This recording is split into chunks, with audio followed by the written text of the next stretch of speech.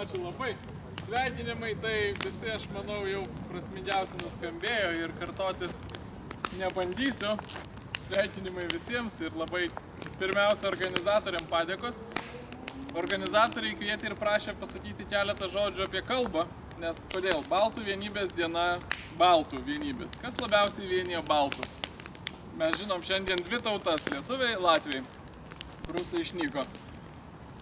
Vienyje istorija, vienyje papročiai, kuriuos čia šiandien matom, tradicijos, įvairūs dalykai, bet labiausiai vienyje kalba.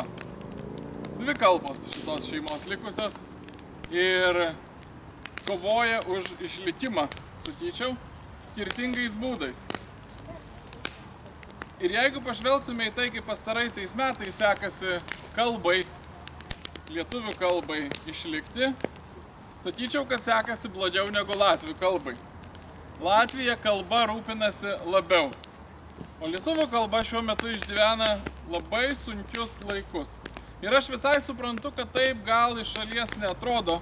Mes gyvenam laisvoj šaly, kalbam lietuviškai, internete galim pasiversti viską lietuviškai, vis patogiau viską programomis išsiversti lietuviškai ir atrodo, kasgi gresia tai lietuvių kalbai. Bet užlenksim 5 pirštus, o gal šiek tiek susiaurinsim.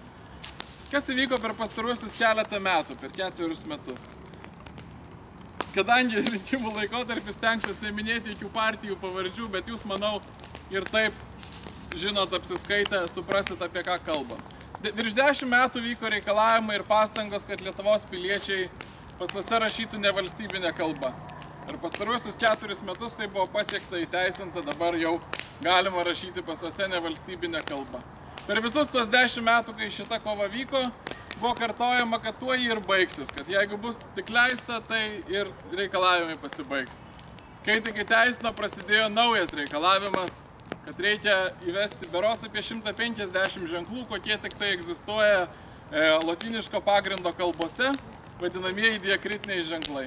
Konstitucinis teismas dabar jau svarsto, tai čia teisėta ir konstituciška ar neteisėta, nekonstituciška. Kelias visai eina toliau. Palyginimui Latvijoje tas pats klausimas sprendžiamas, tai net vadinama latvišku būdu. Pasuose yra papildomas puslapis, kortelėse tapatybės yra kita pusė, kur galima įrašyti greta valstybinės kalbos ir kita norima kalba. O visi valstybės tarnautojai ir kiti žmonės, kurie turi su tuo turėti reikalų, naudoja tą valstybinės kalbos įrašą. Tai yra niekas nėra verčiamas išmokti, perskaityti arba ištarti įrašo nevalstybinę kalbą. Atrodo simbolika, bet pamatinė simbolika. Vis dėlto kieno patogumui visos visuomenės ar kažkurių atskirų grupių yra priimamos taisyklės. Užlenkim antrą pirštą, mokykla. Čia ypač prasidėjus invazijai Ukrainoje ir akivaizdžiai Rusijos agresijai kilo diskusija, ačiū Dievui kilo diskusija, kad vis dėlto Lietuvoje turėtų mokymas vykti valstybinė kalba. Lietuvoje kažkodėl tai kartais skamba kaip kažkas, nežinau, radikalaus, kraštutinio. Visoje Europoje taip yra. Šiaurės Amerikoje taip yra. Demokratiškiausiose pasaulio kraštuose visur taip yra. Valstybinės mokyklos tik valstybinė kalba. Išimtys yra tik mūsų regione, labai pavienės. Visuotinės tokias sistemas turi 3 valstybės - Lietuva, Latvija, Estija, kur yra rusakalbės mokyklos, lenkakalbės mokyklos. Ir Latvija, ir Estija yra priėmusios sprendimus, kad to atsisako. Ir kad juose jos nusimatė terminus, po kelių metų liks mokymas tik valstybinė kalba. Latvijoje latvių, Estijoje estų. Lietuvoje ta diskusija prasidėjo ir buvo labai greitai numuilinta. Nuo diskusijos apie tai, kad visur turi būti mokymas valstybinė kalba, prie diskusijos apie rusų kalbą kaip mokomąjį dalyką. Kaip kažką, ko gali mokytis, eiti į rusų kalbos pamokas. Vietoj klausimo, kad egzistuoja mokyklos, kuriuose viskas vyksta be valstybinės kalbos, pereita prie klausimo, kad gal mes uždrausti mokytis rusų kalbos kaip dalyko. Ir tas klausimas nuėjo savo, jis lieka neišspręstas, mes liekam šalimi, kurioje egzistuoja paralelinės kitakalbės švietimo sistemos. Jūs žinot ir turbūt, kadangi čia spėjų daugumą ir gyvenat Vilniuje, ne tik lankotės, patys patirėt, kiek yra šiandien rusų kalbos Vilniuje, ji tampa vienijančia kalba čia vis daugėjantiems kitataučiams iš kitų šalių. Nes jūs žinot statistiką, o gal ne, Per šiuos pastaruosius 4 metus užsieniečių Lietuvoje išaugo nuo 60 iki 220 tūkstančių. Ir maža dalis čia yra tikrai nedidžioji pabėgėliai iš Ukrainos. Didžioji dalis yra tiesiog žmonės atvykę čia dirbti iš buvusių sovietinių respublikų. Baltarusijos daugiausia, bet taip pat ir įvairių Azijos. Kas kalbinių požiūrių vienyje visus tos žmonės, tai kad jie dažniausiai moka rusų kalbą.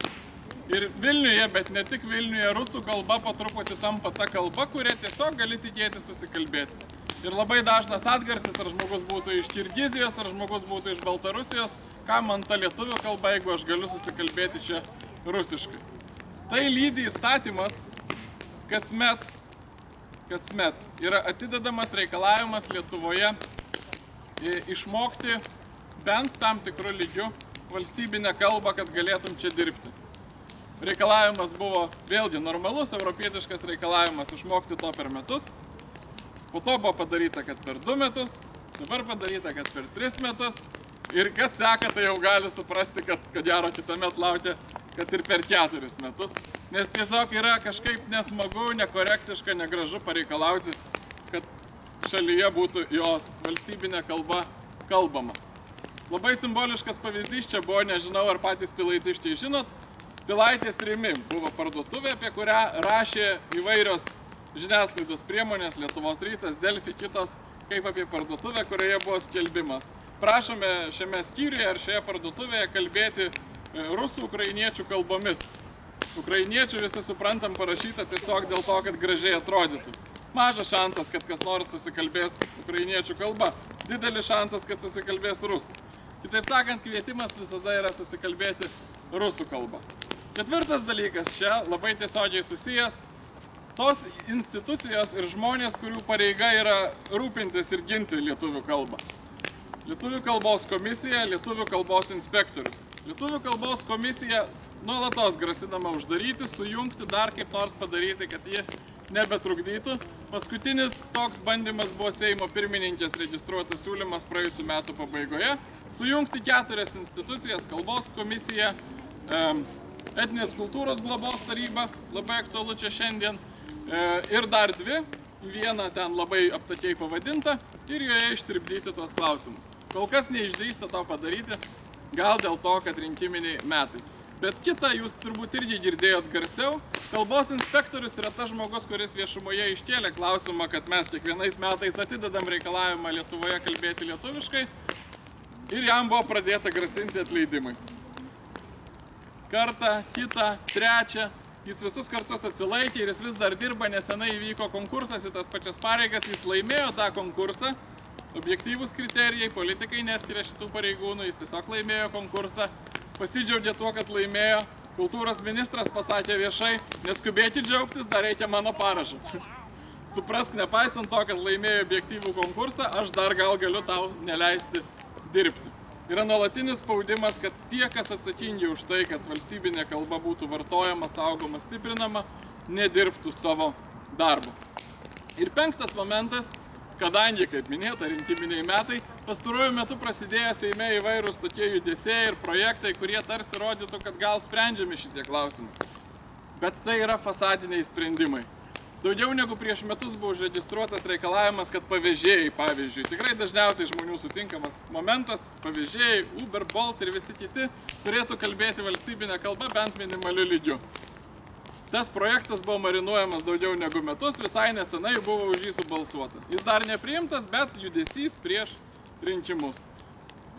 Visai nesenai buvo pateiktas vienos iš opozicinių partijų labai aštrus projektas tautinių mažumų įstatymo, pataisos kalbos įstatymui.